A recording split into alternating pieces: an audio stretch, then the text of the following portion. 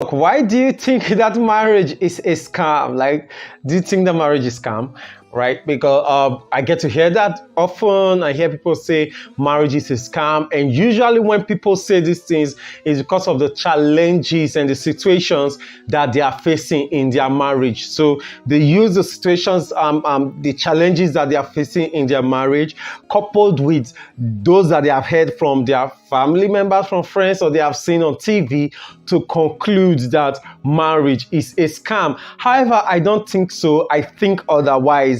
And the reason is simple: is many people come into marriage with the mindset of marriage is going to make them happy, marriage is going to make them richer, marriage is going to make them more powerful, and the rest. But the thing about it is that marriage is just like a child that is born today, and social science says that the child is born tabula rasa, which means that there's nothing in the child's head. The child has no religion, the child has no culture, the child has no morality, the child has no ethics, the child has no law.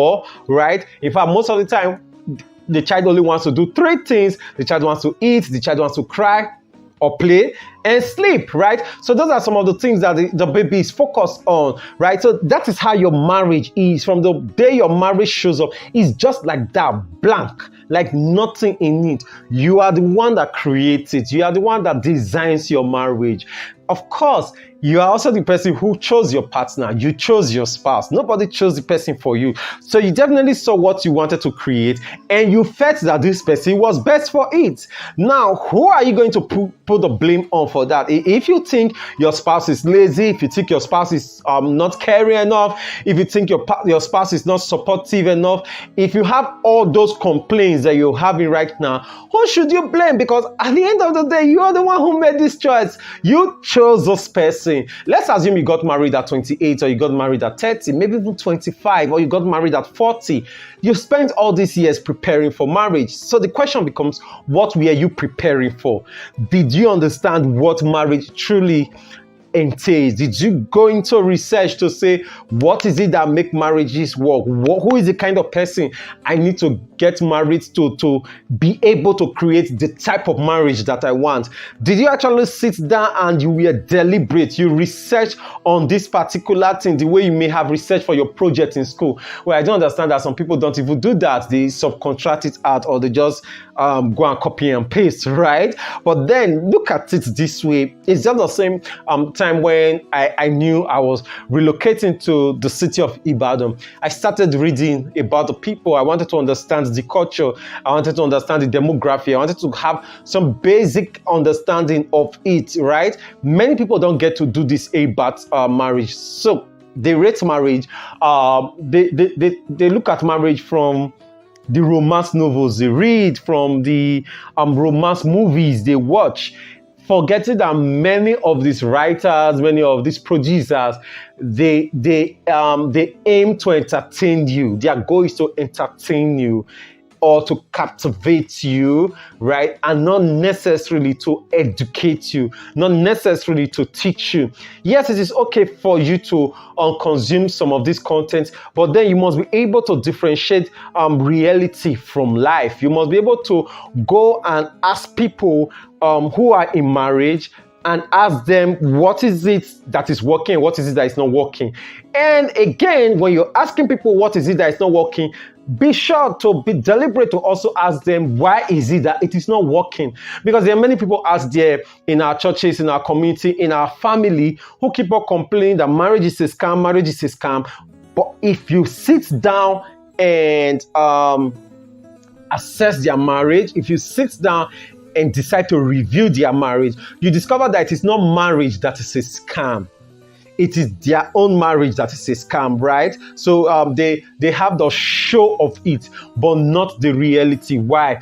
The ingredients of having a great marriage, the things required to have a great marriage, in their marriage, they are refusing to exhibit it. One person is refusing to exhibit it, or the two people are refusing to exhibit it. You get it now? So you review their marriage and you assess their marriage, and you see that they are doing many things wrong. You try to tell them, okay, why don't you try this other thing? Why don't you try this other thing? And some of them are like, no, I'm not doing it.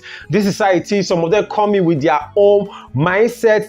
They refuse to be flexible. They refuse to be adaptable. If you see most of the marriages that have issues today, the problem is not marriage. The problem is the two people who are in it. So they are the ones that are creating their reality. They are the ones creating what they are experiencing. And I don't like when such people use their own marriage to rate every other marriage. Because no, every person is not like your husband and every person is not like your wife.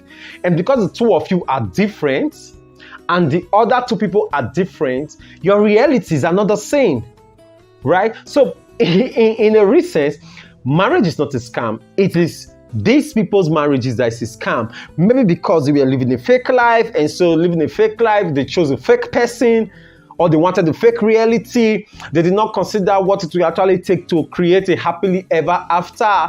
They did not look into the fact that when children comes into marriage, it changes the equation, it changes everything. When there are money issues, or when your work or your business needs serious demands on you, or the government can come in with one policy that can change your life drastically and affect your existence. How do you face those situations? They did not consider these things. They did not.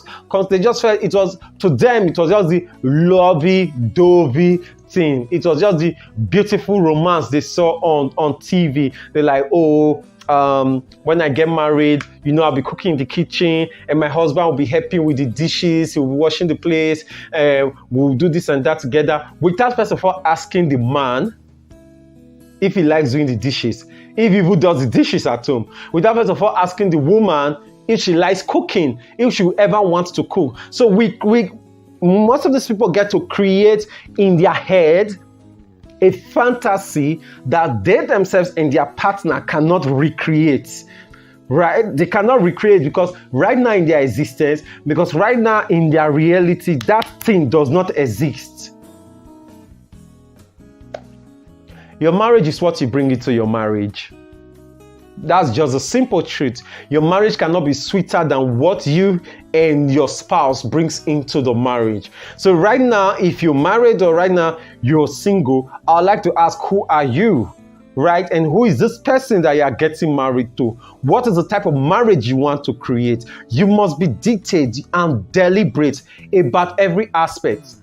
Okay, I just changed my work schedule recently, and of course, I want to be working more from home this time and going to the office just more for meetings and the rest. And I have to tell my wife, I think since I'm working from home now, we need to review our domestic chores. What domestic chores? I need to think about what domestic chores I'll be doing now since I get to work from home and not rushing off to the office again. And so we have to start sitting down to review. Many people, they are not flexible, they are not adaptable. So they expect their marriage to continuously be a honeymoon. And that can only be if you keep on producing honey. Marriage does not come with honey. You bring in the honey. So because he and she brought in the honey in the first 1 week, in the first 2 weeks of the marriage, it was sweet and beautiful. But what happened? Honey runs out. And by the time the honey you brought in runs out, what happens? Your marriage becomes sour. It becomes bitter. It becomes tasteless. And the reason is simple. You stopped producing honey. So while you're in that marriage, you're supposed to be producing honey every time, every day. It is work, serious work. And that's what many people don't want to do. So don't blame marriage. It is not marriage that is a scam. It is the two people who are in it. The two people who are lazy, the two people who are not deliberate, and the two people who are not loving. Right? They just want things to happen for them. They just want it to just be on the go. They don't want to control things. It does not happen like that. It does not happen like that. Nothing happens like that. Don't come up and tell me whatever will be, will be. Whatever will be does not happen. Right? If whatever will be, then there's no need for us going to work. There's no need for me to make this video, edit it, and post it. The video should do itself. But every success that happens to us is because we were deliberate. It was because we wanted that particular success, and we did one or two things to ensure we are able to make that success, to ensure we are able to achieve that success. So right now, what are you doing? As a single person, what are you doing to have a great marriage? How much training are you training yourself? How much development are you developing yourself? As a couple, are you guys developing yourself? We try to do that every time in our marriage to see how from time to time we get to review our marriage, read books together, attend programs together, listen to other people, and see how we can use it to better our own marriage, because we have to keep on producing the oil, and we also have to keep on producing the honey. Who is going to give it to us? Nobody. Where are we going to get it from? Not from nowhere. We are not going to import honey into our marriage. We are going to produce it, right? So the two of you have to be deliberate. Let me end it with this: that marriage is not scam. Marriage is not a scam. It is your own marriage that is a scam to others, because your marriage is faking it. Your marriage had fake life. The two of you were faking it before you got married. The two of you are still faking some things. Are refusing to come down, roll off your sleeves, and get your hands dirty and walk.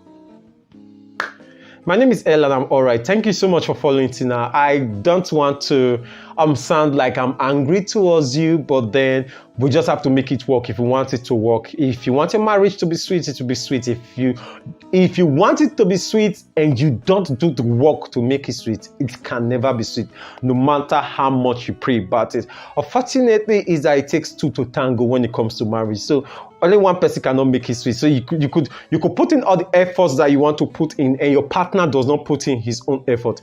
If your partner is not putting his own efforts, the marriage will also not be sweet. You just become tolerant,